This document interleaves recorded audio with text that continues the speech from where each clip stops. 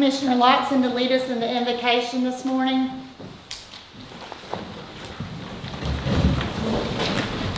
Let's pray. Father, we thank you for all things. We thank you for your goodness and your mercy. We pray, Lord God, for your wisdom. We pray, Lord God, that you will bless this island, bless its heritage and its culture, bless its future. In Jesus' name we pray. Amen. Amen. And in the back right, there is a flag. I pledge allegiance to the flag of the United States of America and to the republic for which it stands, one nation, under God, indivisible, with liberty and justice for all.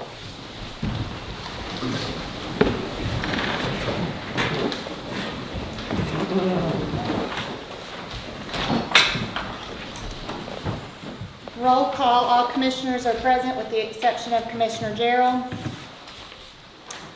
We'll move us forward into approval of the agenda before us. Call for action on that. Motion to approve.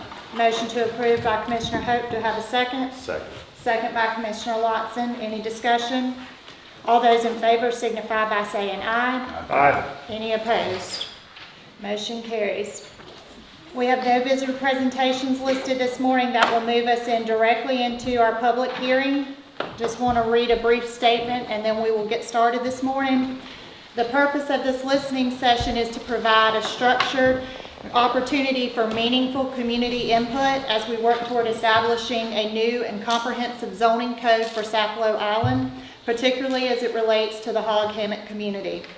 It's the intentional opportunity for residents, stakeholders, and community members to share thoughtful opinions, express concerns, and other preferences that can be carefully considered in the development of policy.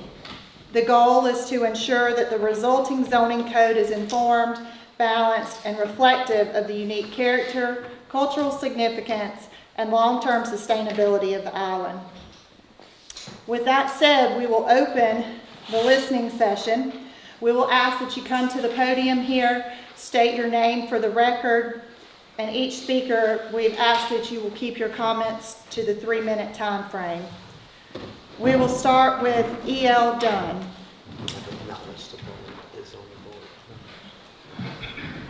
I'm Lloyd Dunn. I've been a resident of Hog Hammock since 2002, with a visiting scientist on Sapelo since 1974.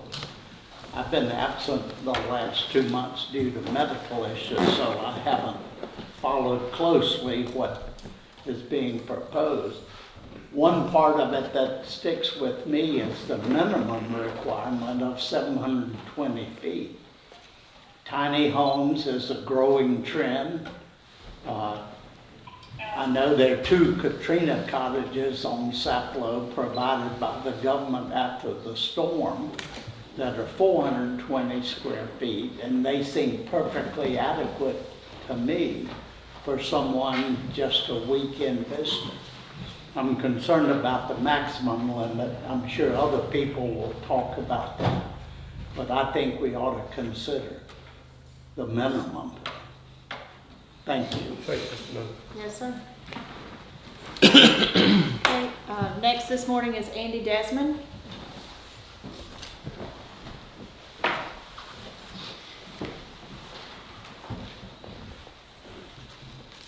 I have a handout for each of the board members and each of the members of the planning commission who are here today. Yes, sir. And I admitted to recognize our person of our planning and zoning board is with us this morning. And let me help you, Mr. Andy. Pass some of them out for you. Oh, thank you. Appreciate it. Gotcha.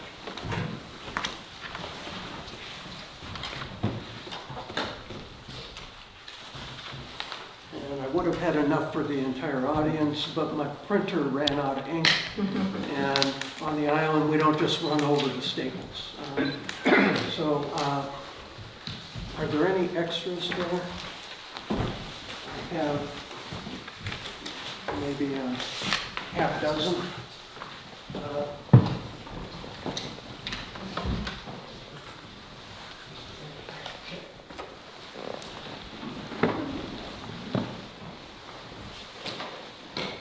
Others would, You got 3 minutes. It's okay, I'm not gonna start yet. You're good. Take your time. Well, first thing that I'm going to say is, Board, can we please waive the 3-minute thing? Because, I mean, you all took an hour to get over here. We're all here. Nobody has to leave until the noon ferry. And so we've got plenty of time. Can we dispense with the 3-minute thing? I think we've been pretty relaxed with it. We haven't made anybody, Right, step right. down. And so, great, I appreciate that, Madam Chair.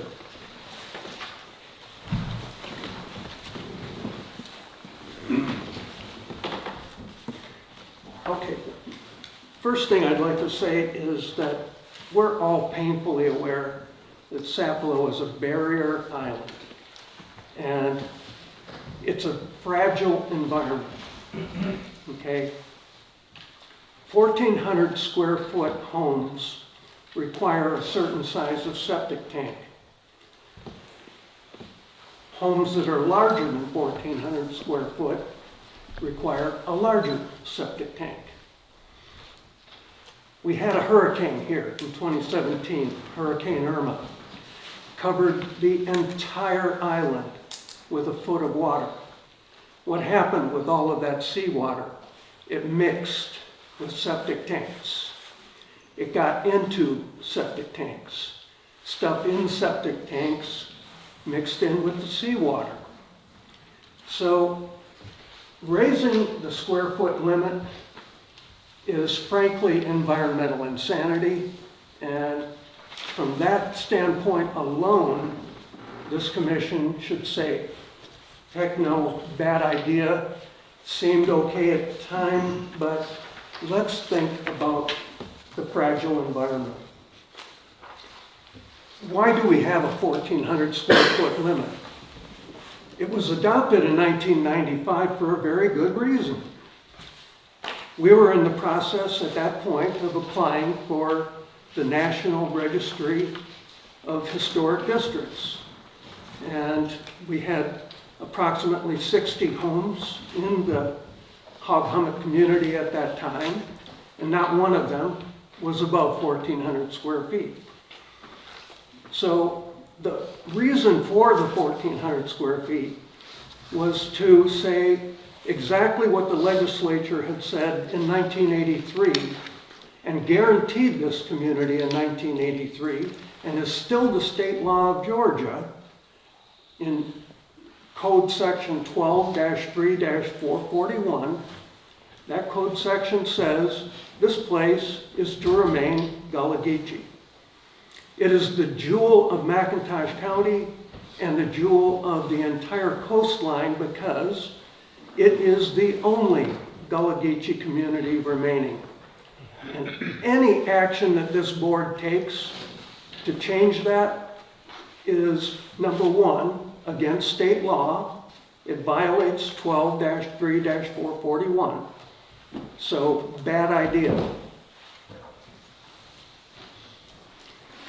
1,400 square feet is the overwhelming choice of everyone I've spoken with in this community. Reginald, Alexander, JR, Chris, Barbara, we're all in support of 1,400 square feet. Not all of us are willing to get up in front of a crowd and be a public speaker. I'm doing it very reluctantly myself. I'll ask you to turn now to page 2. What does page 2 of my handout depict? It depicts a map of the island and 5 of the Gullah Geechee communities on this island as of 1940. Note initially from the map that the largest is the one in the northeast corner. It's Raccoon Bluff. Hog Hummock, relatively small by comparison. What each of these areas of the island represent are today, as of 2026, remaining fractional ownership interests that are held by Gullah Geechee people living all throughout the United States. from the west coast to the northeast to Brunswick. So all of these fractional ownership interests have the potential of being turned into clear title real estate that can be developed.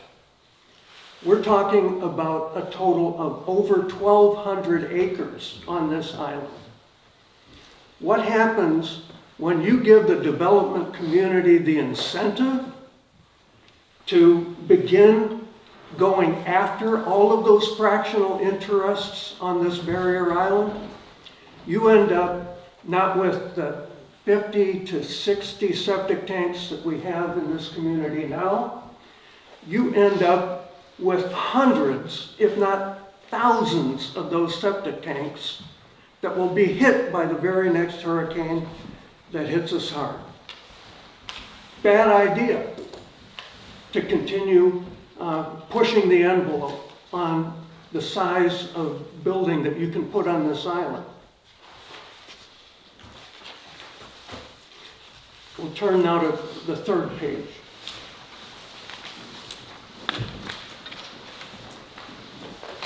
This commission in 2023, in an incredibly unwise move, chose to lease our senior center to Mr. Tony Thaw for a bar and grill.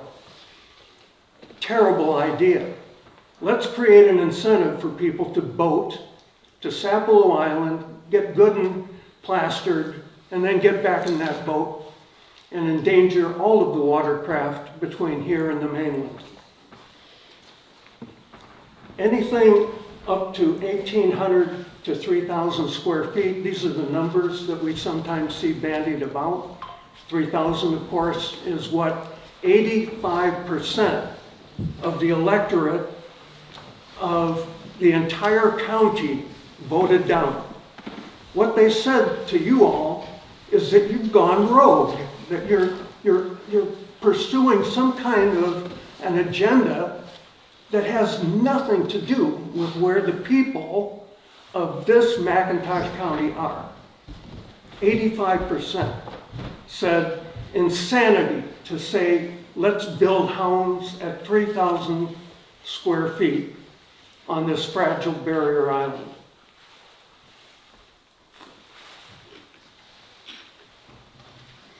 So what you would end up doing by building anything beyond 1,400 square feet, even 1,401, it's just a little bit of incentive to raise the taxes by virtue of raising land values on the island. It gives more incentive, again, for developers, whether greedy developers or otherwise, to say, okay, it's just vulnerable black people over there on the island. We can figure out a way of worming into their title.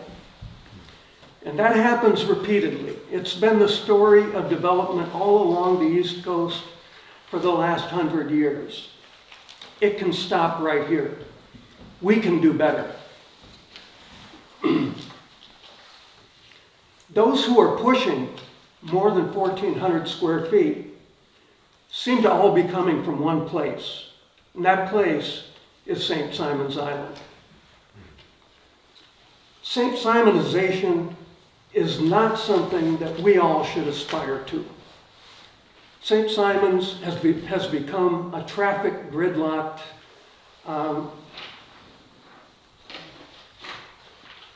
basically an urban area.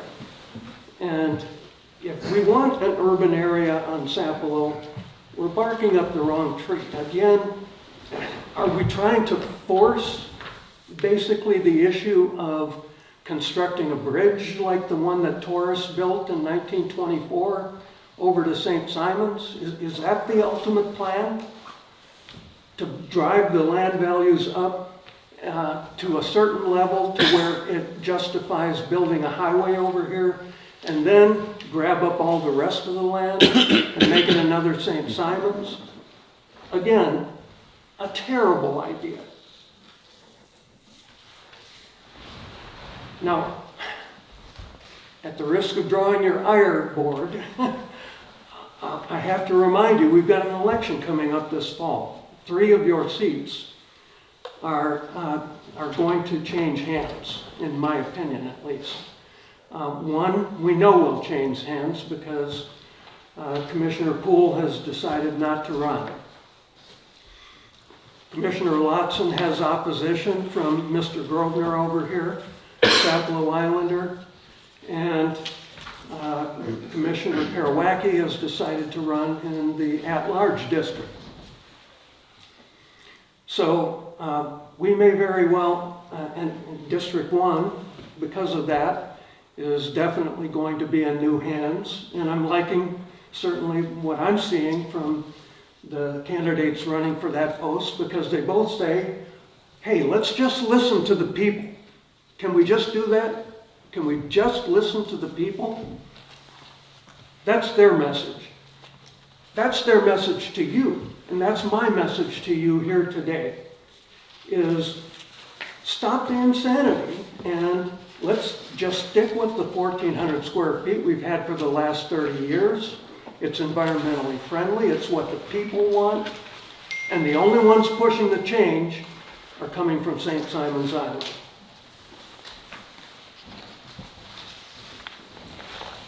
So, several of my neighbors and I have put together a proposal, a concrete, very specific proposal. And that proposal is included in your packet here. It retains 1,400 square feet. It maintains heights of buildings consistent with those 1996 historic structures that we've been talking about.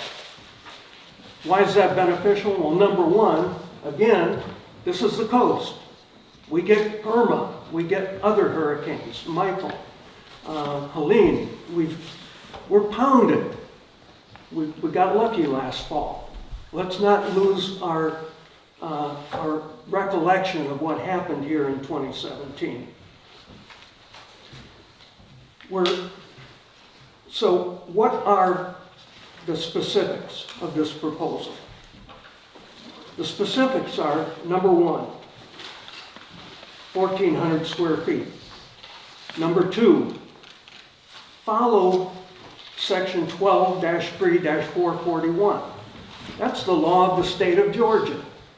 The law of the state of Georgia says that the overwhelming and highest and best use of this community is to keep it Gullah Geechee.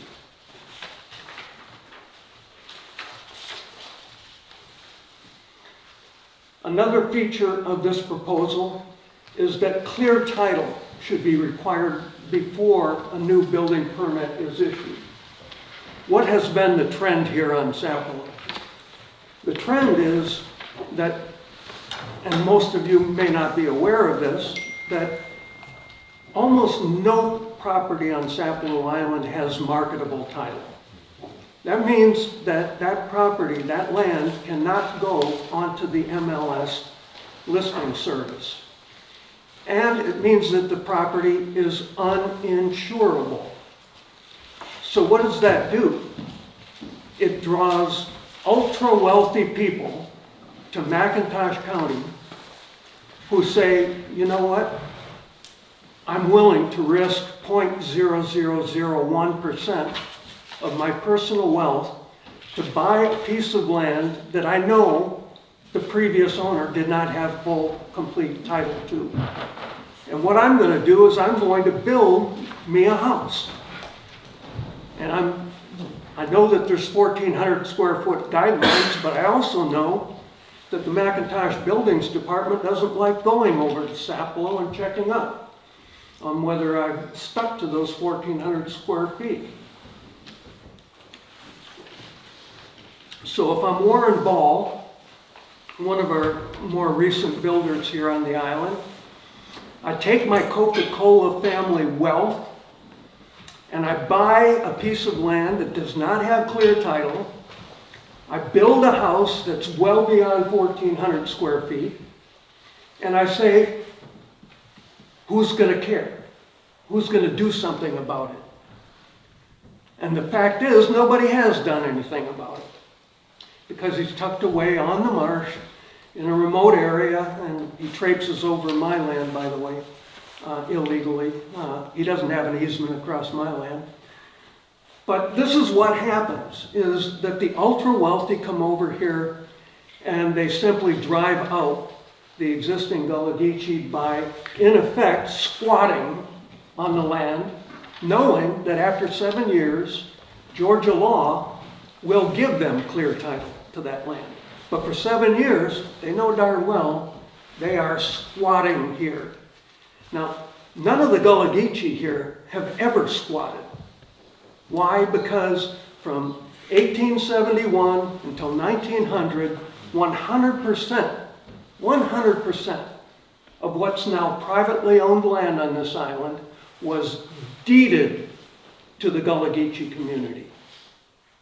Those deeds are of record, and they still reflect the fact that the Gullah Geechee community here has legitimacy, and the wealthy white squatters do not have legitimacy.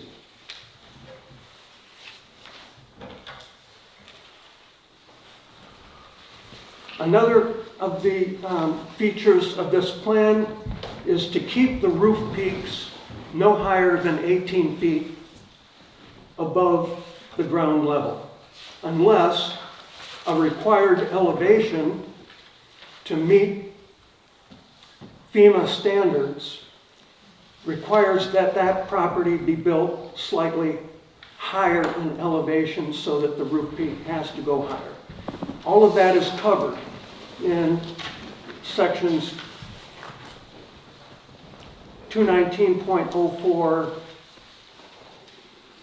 E and 219.04 F.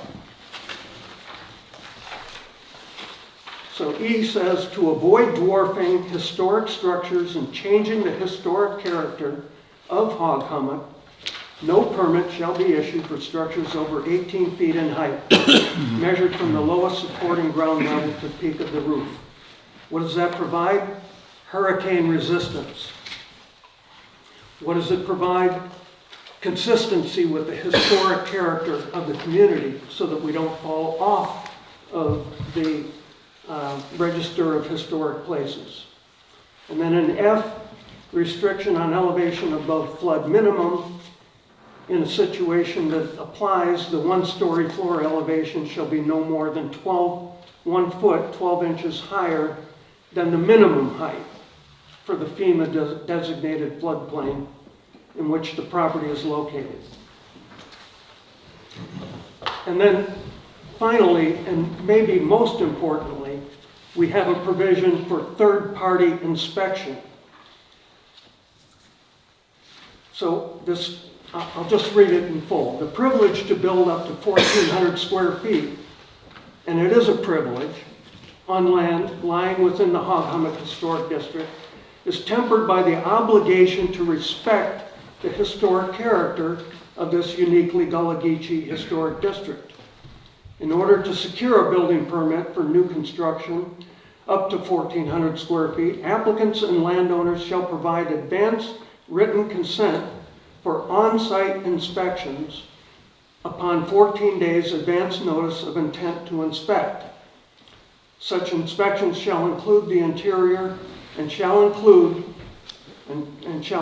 within 30 days after completion of the footings or foundation, upon completion of the building envelope, before issuance of the certificate of occupancy, and within 2 years following initial issuance of that certificate of occupancy. It then provides that complaints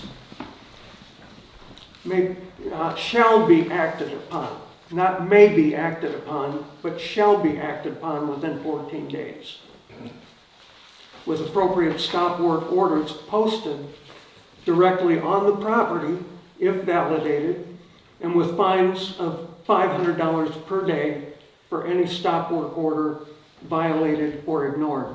That's been the history here. There have been no stop work orders that I'm aware of.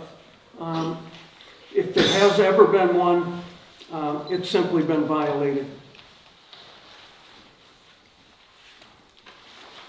So these are the essential features of a proposal that would address the actual problem. The actual problem has been for many years that the 1,400 square foot maximum has been on record, but it simply hasn't been enforced. Thank you all for your attention. I appreciate it. Yes, sir. Next on our list is Reginald Hall. Mr. Hall?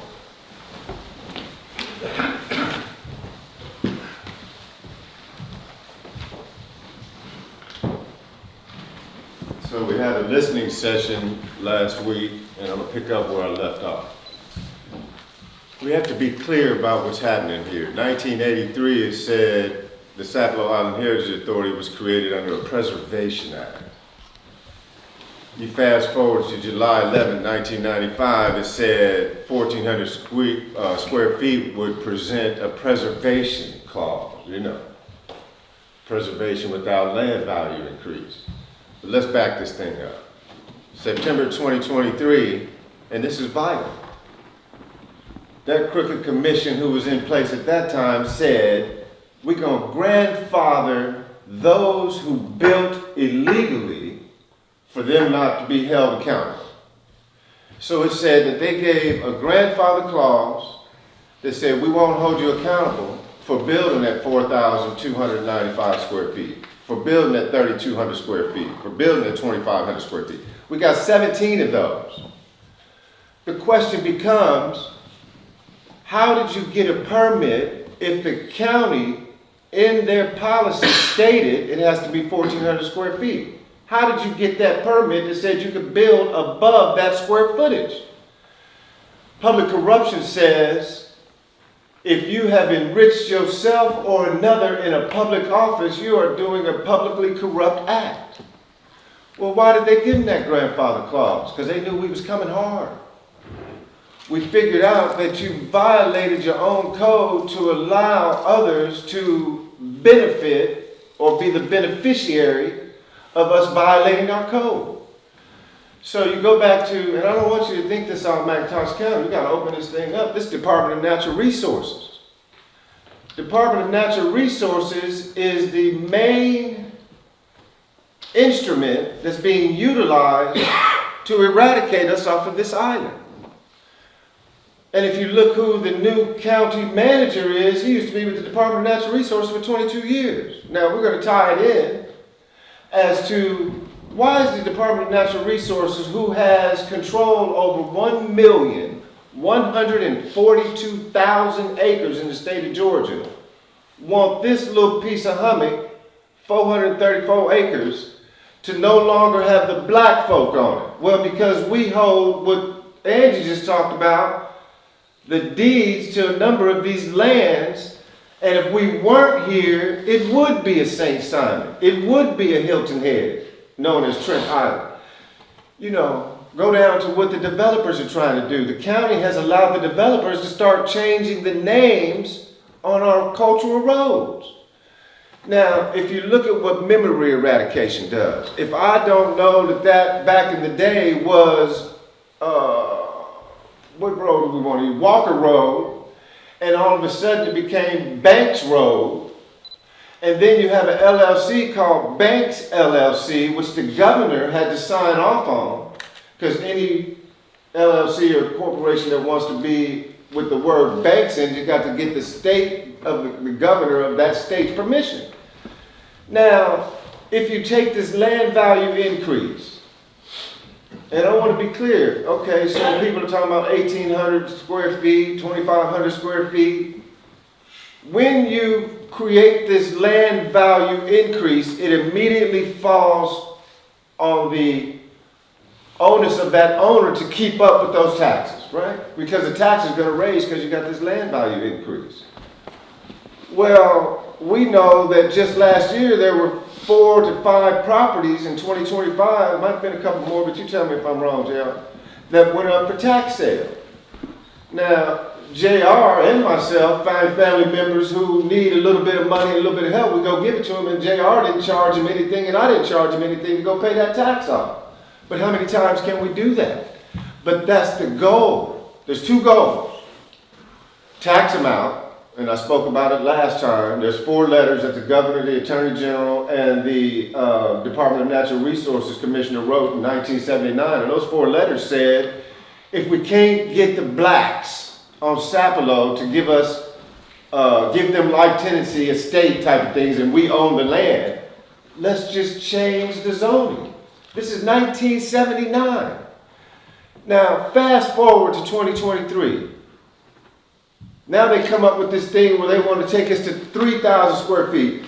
Don't think that they really thought we would go to 3,000. It's just a push. It's called a negotiation. Take them to 3,000, maybe they'll go to 1,800. But what does that do?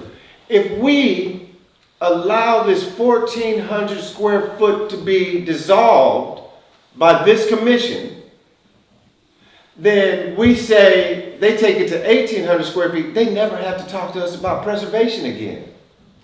You understand? And by not having this bridge with this commission that's in place right now, and the bridge saying, let's walk together in preservation. It don't matter whether we like each other or not.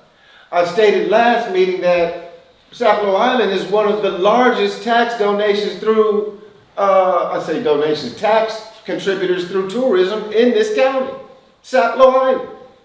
So why wouldn't you want to preserve this?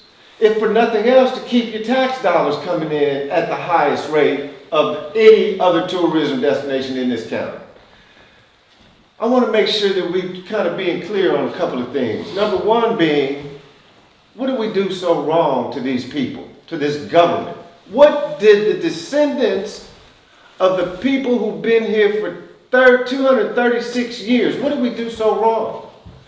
Number two, I might be talking about personally, but we got to wake up every morning wondering what this commission, the last commission, and all the commissions before them are doing in a thought process to eradicate us. This is what we wake up. How are we going to fight tomorrow?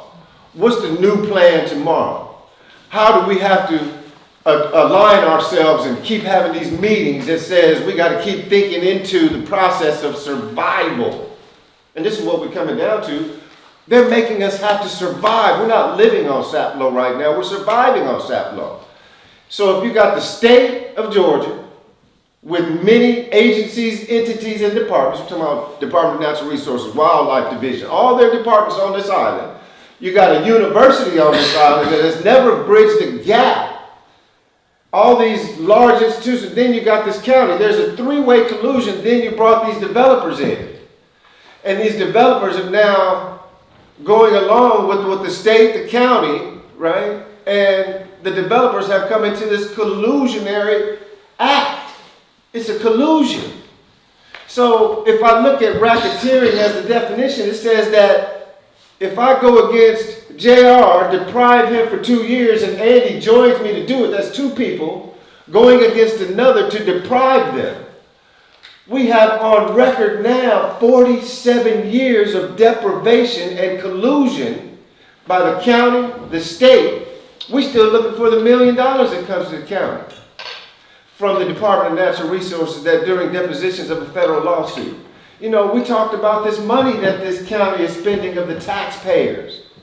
We know it's well over 3.5 just in the $2 million cash settlement. The $1 million it probably cost them to get the lawyers down there to do what they did for almost 5 years. It took 5 years to settle the federal case. Imagine how much the county spent on the lawyer. They say it's $500,000 to $600,000 to fight the state Supreme Court. Why is this county abusing its taxpayers? Why are we not finding ourselves, as Andy said, going to the polls to reduce the harm by eliminating these commissioners? Well, we just showed them we can do it in that 5-to-1 margin vote. We can oust these people and put in people who understand, number one, preservation, but number two, don't kill your citizens off by taxing them out of the county, which you're getting ready to lose more tax dollars on. It just doesn't make sense, y'all.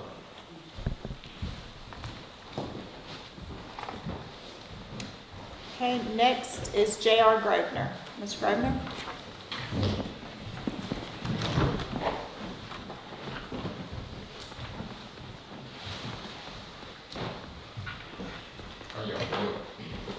Morning, Harrison. Well, Reginald and Andy said a lot that I wanted to say. And one thing I can't understand is we got so much issues going on in this county. You know, landfill issues, issues with the park and dry patch, other issues. Why the county commissioner is so tight with destroying our community. It's just, it don't make sense. You know, y'all listen to, I know y'all listen to us right now, but the lawyers represent about 5 or 6 people in the community that's fighting against y'all. But it's hundreds of us that want to stick to 1,400 square feet. A few of those ones that's on the case, I think y'all already convinced them, or they were convinced by developers to go up to 1,800 square feet. But most of the community want to stay at 1,400 square foot. Most of the descendants of the community want to stay at 1,400 square foot. Henderson, I know you're new on the board, so I ain't blaming you. Oh, come on, I can take the heat. But I ain't blaming you. But I just want to know why y'all so whole of destroying the community. You know? That's all I want to know. That's it. Got a quick one for you. The 1,400 square feet, is that under roof or is that, total square footage? What? I would say I'm asking because I'm curious. I think most of the descendants total square foot. Because we did the 1,400 heated, then they slip and build roofs in the attic, add rooms. I think it's 14 total. Under roof?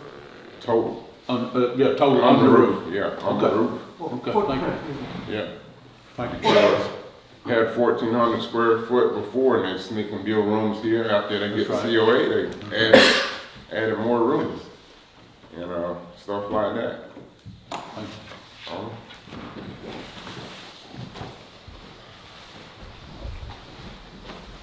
Okay, that concludes those that signed in. For anyone that arrived after we pulled the sheet, or anyone that would like to come forward since then, is there anyone else that would like to give comments at this time? Yes, ma'am. Okay, yeah, I'm Carolyn Henry Rader, and thank you for being over here today. And I do this professionally in Atlanta, is listening sessions. However, this to me is not a listening session. I would suggest for your third one that perhaps you have a facilitator. I mentioned this to Mr. Jordan at your meeting last month when I was there for that one. But anyway, the reason I say that is because a listening session really should be helping bring out comments and people who want to say something, but this seems very formal. It seems a little bit intimidating. So I would just suggest that that's what I do in Atlanta, that you provide a format that people can feel comfortable to provide their input. So I suggest we'll get a lot more comments, I think, that way. Okay, so on that note, I will kind of want to stand here because I don't think I need to really be talking to you. I think we need to have a conversation and elicit responses from people. And because sometimes when people say something, then someone else has an idea and they want to join in. So I brought with me something I helped do back in 2005, which I know, Davis Poole, you're very much into historic preservation. I was concerned, as someone who grew up here, and I've heard it said this several times, since 1961, I sat here in this church as a child with wonderment. I think there was a Christmas program, and we had Ron Mr. Johnson as Santa Claus. So for me, that was just captivating, magical. So I have a lot of memory here, and I think that's what we're also saying. There's a lot of people we know, we grew up here, that y'all don't see. You don't, unfortunately, do not know who they are or their presence. And it was magical. It was absolutely incredible. And I've traveled a lot around the world, and Sapelo to me has my heart. The people make it so. There's Cumberland Island. Cumberland Island's gorgeous. It doesn't have the people. So we've lost that. This is a huge, huge resource and cultural kind of thing that Georgia needs desperately, is to retain the people, the cultures, the heritage, the memories, the place. That's what makes a place. I'm an environmentalist. I love the environment, but also I believe the Gullah Geechee people are the first environmentalists, not Reynolds, who I actually had met as a child. He did a great thing. But the people who live by the land know they have to be sustainable because they need to go fish again. They need to make sure the land is not polluted. So we need to learn. We need to quiet down and learn from the people who lived here since the 1800s and their ancestors and really value that. And I think anyone coming in here who wants to build a house doesn't need to come in with an ego. They need to understand what they're coming into. They chose this. No one forced them to buy land, and you can sell your land. I really get irritated when people say, oh, why are you selling your land? It's up to the county, to the government. I live in a historic district in Atlanta. I could sell my house, but I know that there's restrictions on what you can build there. That's what should have happened here, and it didn't. People go, oh, so it's too expensive to build here. Yes, it is. That's right. People have to ship everything by boat. You should know that. That's what you're getting into. You don't want it at St. Simon's. You're exactly right. And by the way, there is a law now, or has been, that there's no more bridges to be built on Sapelo Islands with using federal money. So forget that. Just to let you know, that's a good thing. Okay, so just back to this real quick. Is regarding the historic structures. Have you seen this? Okay, so we know we have an inventory of historic structures. The Coastal Resources Commission did that for us. Inga Kennedy was my African American friend and colleague, and she came over to help work with Cornelia Bailey and others to, update the zoning. That was 1,400 square feet. Maybe perhaps, the mobile homes may not be the best thing, but at the time that was all that was available for people. Now we have, modular homes that you can, or less expensive, the Katrina cottages, for example. So I do agree with Andy about, the minimum is not a good thing here. You don't need a big house here.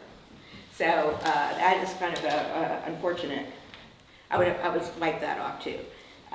As far as the minimum house size. On that note, though, I'd also make sure you have a tree ordinance and that kind of thing to make sure that people are building these huge houses. The oak trees are one of the most valued parts of our island here, and you're endangering the health of those if you keep building onto where they're supposed to be in the root system. The other thing I'd also say before I get into the historic part is the height limitation. We've got, in our 2005 or 7 zoning we had, we had an historic district overlay. We wanted a limit on the stilts that we know that FEMA requires. Any new construction has to be built up because of the flooding, because of hurricanes. But people now are going way up. And so the housing height needs to incorporate that. You can't just say, oh, up here we built 8 feet tall because we're going to put our cars underneath it. Then that limits your height. You can't. I have a house now looming over me in Johnson Hammock, which is very unfortunate, really intrusive. So on that note, with the historic district, I recommend you read through that and how that was developed. I have some materials here I can make copies of between the Regional Commission, between McIntosh County Commissioners, Inga Kennedy and myself, and to the community of what this local historic designation does in the district, which we have lost, and I think that's unfortunate. I'd like to see that come back as an overlay with design guidelines and with the height and all that to make sure we don't lose the cultural character of the community, which, by the way, for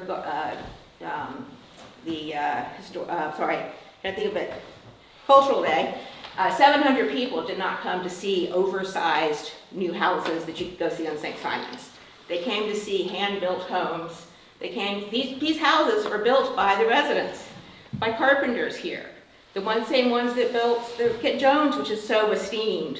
You go to their museum and, oh, a hand-built, boat, how exciting. We have hand-built houses here. That's an unusual thing these days. that should be preserved. So I really do hope that we'll take a look at the historic culture, the historic character, and really value that. And again, when you do have an historic designation and district, you have to educate people who are coming to the island, who want to build here, and say, hey, do you understand you're building an historic community? These are the restrictions. Are you good with that?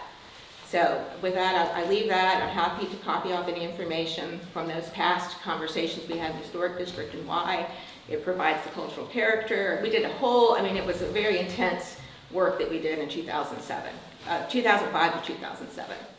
Thank you.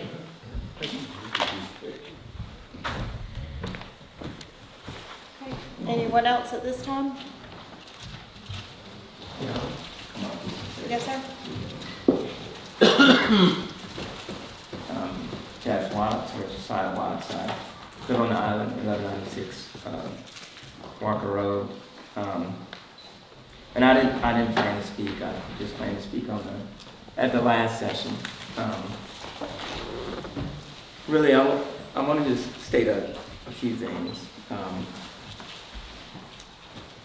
My great-grandmother's name is right there. She was a mother of the church, and I have fond memories of this island, of this place, all my summers and holidays, and a strong connection to this place.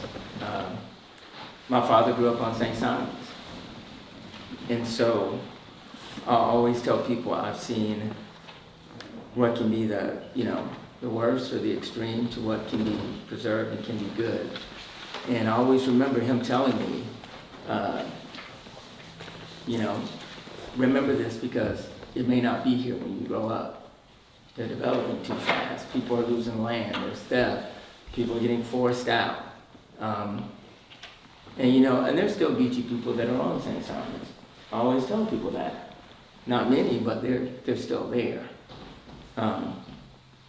And just like here on Sapelo, we're still here despite all these things. I always say that, we're a community that's surrounded by, all these agencies that fight for preservation, whether it's, DNR, or Signer, or UGA, but we're the only thing that has to, our community that has to fight to preserve itself, despite the preservation issues. Our institutions that surround us, and also, the county too. And I have been a part of, a lot of these efforts back in 2012 when they astronomically raised our, property taxes. I was very much a part of that. And, what I remember is I didn't know a lot about how to address these issues of property taxes or, appeals and everything else. And I didn't know what to do, but I knew people to reach out to. And we ended up, with this settlement. And during that fight, and my mother was a part of that. And she passed away during it. But I always remember her saying, you'll know what to do. You'll know what to do. Listen to people. There are a lot of residents that live on this island. They're not in this room right now. And I think part of that probably is because, Carolyn, you make a good point. This kind of setup is a little bit intimidating. It's very formal. A listening session should be something where it does have a facilitator, where a person is kind of asking people questions, and it's a little bit more relaxed, because that can help people, want to be in the spaces and want to speak. I think, Commissioner Lawson and maybe the other commissioners that are here, should do your due diligence and reach out to people that are here. Mostly everyone that's living here on the island. Reach out to them and talk to them. And I say that to say, just because we're having these listening sessions doesn't mean that, everyone that you should hear from feels comfortable to be in this room or feels comfortable to have a camera recording them or in front of them. That can be a challenging thing, even though we're talking about our own culture and our own community. It can be tough. I won't, get up here and say that, I know the consensus of most folks. I'm not gonna do that. I've talked to a lot of people. But I think that what I'd like to see is for y'all to exercise more to reach out to folks and have conversations with people that you don't see in this room, outside of, those that are obviously on the litigation, and you'd have to talk to their representatives. Because I think it is important to hear what they have to say. And there's a large extended community as well. And when people reach out to me and they don't live here, I tell them, I give them your information. I say, you can talk to them. You can reach out to them. You can email them. You can call them so that they can also hear from you.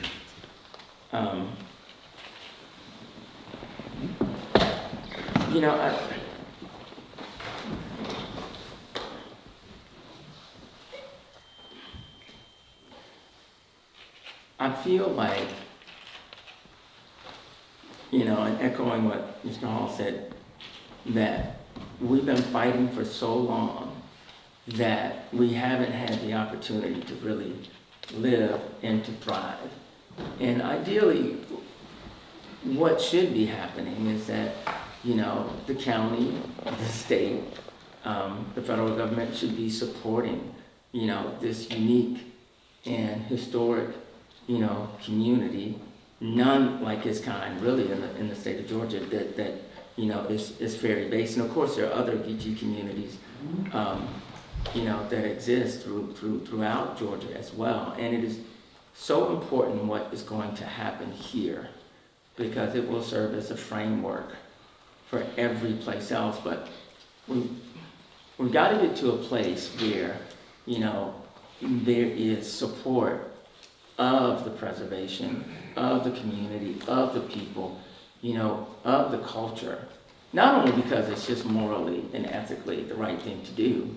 I mean, there are benefits for everyone to thrive when those things, do happen.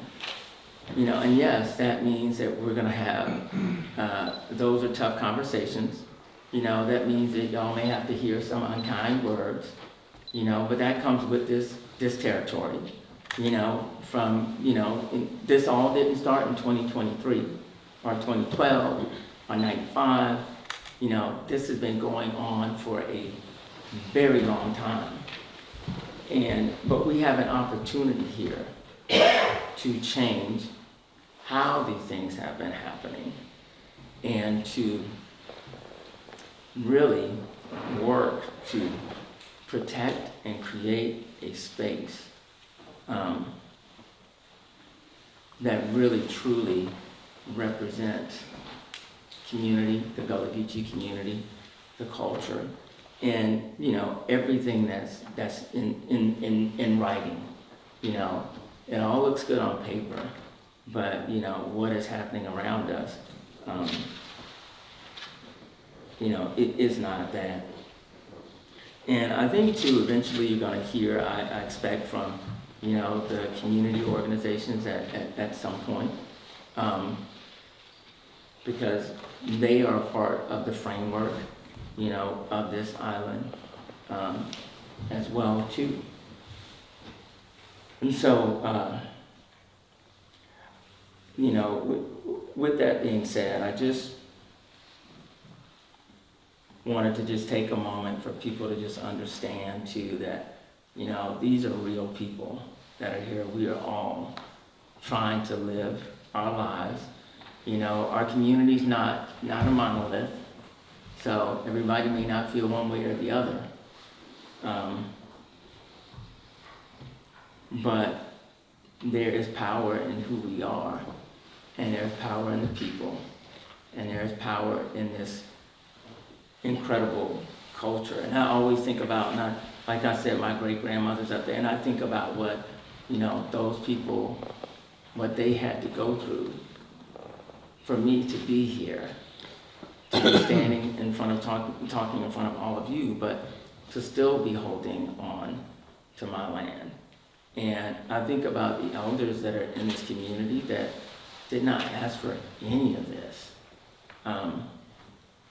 And so I need all of you to do your due diligence to be thinking about all of those things. Be thinking about reaching out to any of the folks that are not here. To be thinking about what Ms. Rader said about even, for the next session, see if you can find a facilitator and change the format a little bit so that it's more, it's more conversational, in a sense, but to also just be very intentional about reaching out to the folks that you all know that may not be here in this space right now, because their voices are just as important too, if even more important, I think so. But that's it.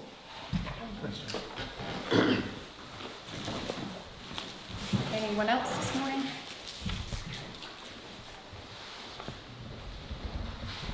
Yes, sir. Oh, if you'll give me just 1 second, I'm sorry. Good morning, everyone. Good morning. My name is Richard Banks. Was 1176 Banks Road, not to be confused with the Banks LLC. Everything has been said this morning.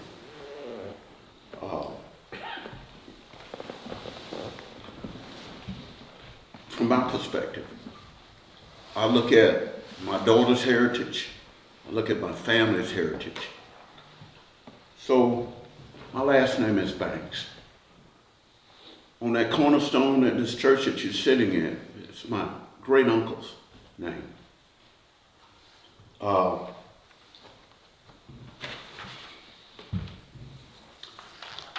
a retired military.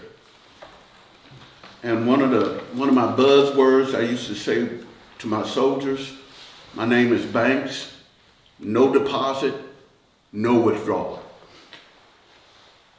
It's important that we understand. Right now, the assessor's office is going around this island looking at the property values or looking at the square footage of the homes on this island. It's very easy for them to do that job.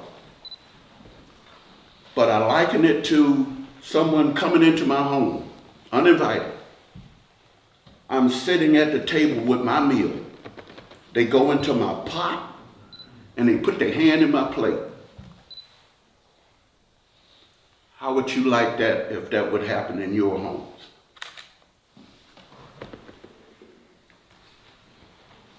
The property values is what's going to get us.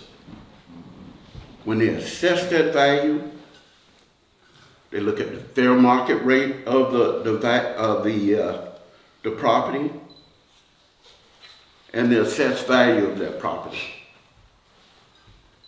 40% of that assessed value, fair market rate. Then you turn around and you apply that to the millage rate and you come up with the taxes. A lot of the descendants, a lot of the people on this island on fixed incomes, you're taking money from a household that is barely making it right now. When you look at the square footage, where it is right now, 1,400 square foot. Leave it there. I think everyone has made the right comments and suggestions on this square footage. We look at the historical prominence. We're looking at the just the situation, this being a barrier island. Larger homes is not the way to go.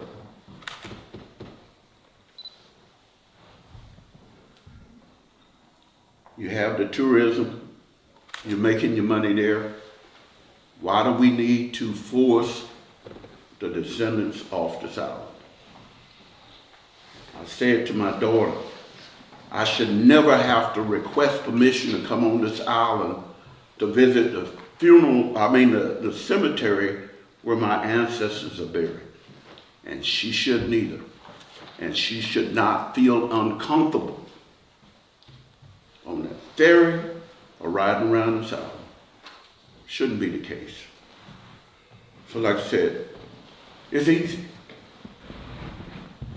Shouldn't add 1 square foot into the addition to what it is right now. Should not. Thank you. Yes, sir, thank you. Sir?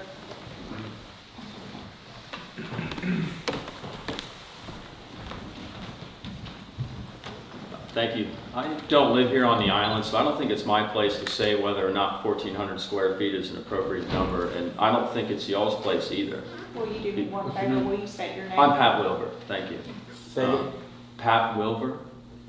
One of the things that makes America great is we've pushed as much power as possible onto the local and state level because we understand that different communities have different priorities and different things that work for them. And I think we've all heard here from plenty of people who live here in this community of what they want to do. And I don't think it's your place to come in here and tell them that. I don't think you would appreciate if state government out of Atlanta told you how to run your county commission. And I think that's the same thing. So that's all I wanted to say here. Thank you. Yes, sir.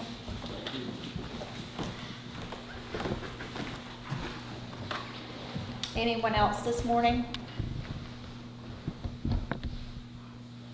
Okay. Okay. I have a question, and that's kind of why I'd like to have a way to have a conversation. You always take questions. Well, for the listening session, it's not really set up for questions and answers. Oh, I see. Okay, but do I have to do some formal process then? If you want to submit questions, you're welcome to submit them to us. Why so formal though? I mean, Yeah, why is this? Well, I mean, this is the process, the form, any type of thing that puts all of us together constitutes a formal meeting, because we can't meet, the commissioners can't meet as a quorum outside of a formal setting. Okay. So if we are all together as one entity, we have to consider it a special called meeting. And Are you this, saying that requires like Robert's Rules of Order, so that, well, I hope we're not being graded on Robert's Rules of Order, because if we are, we've failed miserably. agreed. So why not just continue? I mean, I'm looking for anybody to raise their hand and say, I want more than 1,400 square feet. Anybody here? Not one. Not one. Where are the proponents?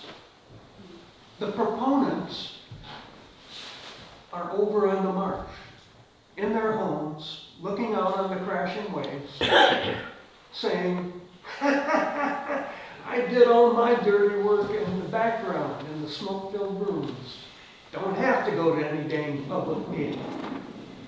That's what's happening here, is, if Tony Thaw wants to have a takeover of our senior center, and he won't show his darn face here, why do you give him any credibility?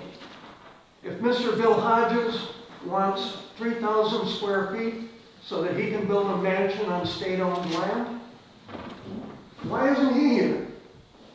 Doesn't have to be. He was in the back rooms at the Industrial Development Authority. You're providing the residents of McIntosh County absolutely no reason to trust anything you do when you operate this way. Mr. Andy, I have not received the first invitation to come and talk to y'all. A personal invitation Yes, sir. for... I'll be here on this island anytime y'all invite me. I'll come listen to what you got to say. Awesome. Love to have you. But I've not seen the first. Well, Thank you. You're hereby invited to my place any day of the week. Yes, sir. Thank you. I'll put in for the ferry reservation, we'll get you over here. Can I have, Same goes for all of the board members. Mr. can I ask about more speakers? Mhm. Is that possible? Sure.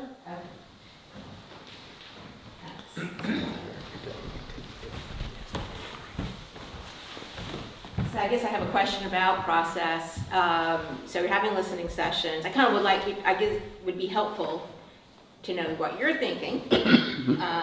We've given you some of our thoughts. We'd like to know, what is the process going forward after the listening sessions? Is there like who is drafting this ordinance? As a planner, I do call regional commission, because I work for a regional commission in Atlanta, to understand how that first zoning came about. And it was certain people on the island who submitted a rezoning to you all. We didn't even know about it. And so now, then they take it over to the regional commission with Aaron Carpenter, who just gotten over COVID back then, so I didn't have too much of a time to talk to him before all that transpired. Okay, so now we have 2 or 3 residents who have created this rezoning that now you're going to vote on, which you did. You passed it for them. That is true. We know that. No, So- it's not. No? Well, And this we'd is a like to listening have it. session, so I can't answer your questions, and I have to sit here and listen to Okay. Reginald, who's got one of the largest homes on the island, you know. Okay, not well, let us call okay, on well, that. then, that's good, because, That's a lot. All right. Oh, 2 different lots. okay, well, I don't want to cause, That's why it's a listening This is- session. so- That's my point to you about. 1,385 square feet Well, hold on on. both sides. Yes, That's a but complete lie. And it listen, was proven in federal court. Reginald, And Reginald. his second trash bill. Reggie, I have the So floor. Don't call me Reggie. I'm sorry, excuse Keep me. going. I But you're not apologize. gonna stand there and tell that lie. Okay. Now, that's why you do have a professional facilitator who can control a group, okay? So, anyway, I've done, yeah, okay. But, question is, I think the only thing I really want to I know ain't coming. is Don't not let somebody sit up here. Don't come to, back here like you got some power. Go ahead, man. Not- Go ahead, man. uh, Don't come back here on me like that. We're in the church. I know what the rules are. We're in the church. Okay, so, what I'd like to know is the next part of this, who is drafting this rezoning, and how is that going to happen? There'll be several more steps essentially when we finish, because all the listening and session information will be compiled. We've been typing it after each session. That'll be put together. We've received emails, different commentary from various residents and various property owner stakeholders. That'll all be compiled and be a part of it. And then, of course, the Planning and Zoning Board has their notes and things along as well. So it'll all be compiled at that point. And there'll be, a draft version put forward. There'll be public hearings associated with the draft version that comes forward. Okay, so the community itself, you won't be really working, I'm used to actually working in a community to develop that. So you're doing the listening session, but what year? Which is open to the community. So Okay. anyone, if it's important to them, they can come forward at a listening session. If they have concerns or fear to speak in public, Just send you an they email, can send it whatever in you email. do. We've already Okay. received, I believe, Okay. 6 today. Well, that would be good if you could kind of provide that information to everybody. Mm-hmm. So, hey, we're still accepting emails, we'd like to have your input. Make it more, inviting, I think would be awesome. Because that way we feel that you've actually listened and you're looking, even it might be against, you have a majority of people that you've listened to over than a few who have a little more power, then we would feel a little more confident. And that's where I was going with that. So, okay. Carolyn, we as a community have produced that. Oh, okay. We handed it out today, I'm sorry, I didn't have enough. Oh, I know, I for did everybody. see, okay, so Yeah, that if- is from a if you community-wide. have it- Okay, you have that's the great. information packet, it's in there. Thank you, okay. Very detailed. Okay, great, We'd thank love you. your That's comment. what I wanted to find out, thank you. And the only thing that I just want to add to, again, not say this and I've said it before, I'm not sitting here to say I have consensus of everyone. And I haven't said myself personally publicly which way I feel about all this. Square footage is one of the things, but there are many other details and nuances to all these zoning. And so I just want to make that clear, but I also, again, want to just emphasize, for the people that aren't here, the long-term residents that aren't here. There are a lot of people that are not in this room, and they're probably not here because of how this process is. Some people don't want to be on camera. Some people don't want to be standing, in a public space. Sometimes I don't want to be either. But I'm here because I feel it's necessary, so. Yes, sir. Now that the floor is open, I want to make sure it's understood. The federal lawsuit proved that I'm on 2 different lots. Each one of my homes is 1,385 square feet. And the county sent me a second trash bill after the lawsuit. So that's a lie. Any other comments at this time? I got a question. Yes, sir. When county voted for the 1,400 square foot, what was that for? I mean, I'm asking. I'm not sure I followed the question. The vote we just won. Okay, so it indicated that it annulled what was done in 2023. So it took away the old zoning code.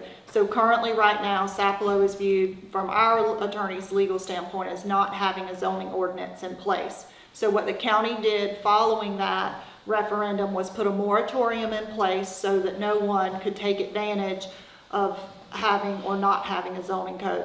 So right now, no permits or anything. That's right, yes, sir. Until we get a new one in place that's, more agreed upon by everyone. That's what we're working on. Yep, so we're trying to get community input for what they would like to see, how they would like to see the policy shaped. The code. Okay. Anything else? Okay. Then we will conclude our public hearing at this time. We have no items under old business and no items under new business on our printed agenda, so we will stand adjourned at this time. Thank you all.